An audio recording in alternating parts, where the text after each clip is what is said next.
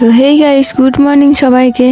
আজকে ব্লগ শুরু করলাম ভাত রান্না থেকে। আর এই যে এদিকে ভাত চাপিয়ে দিলাম আর ওকে বললাম তুমি তরকারির জন্য সবজিটা কাটো। আজকে ভাবলাম একটু আটা রুটি করি। অনেক দিন ধরে আটা রুটি হয়নি, প্রায় 1 বছর হতেই যাচ্ছে।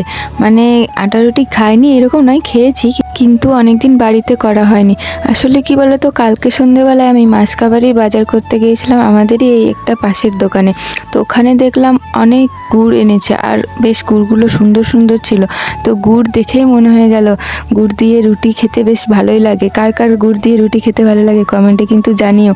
তো এই যে এখন আমি আজকের সকালের ব্রেকফাস্ট হলো আমাদের হচ্ছে কুমড়ো আলুর তরকারি, গুড়, চা আর রুটি। তো গাইস, তোমরা হয়তো ভাববে ক্যামেরাটা এদিকে ওইদিকেও কি দেখছে। তো আমরা হচ্ছে কি সকালে চা খেতে খেতে গোপাল ভাঁড় দেখছিলাম। এখন আমার সব কাজ শেষ, রান্না বান্না সব কমপ্লিট। তো এখন আমি যাব কাজে।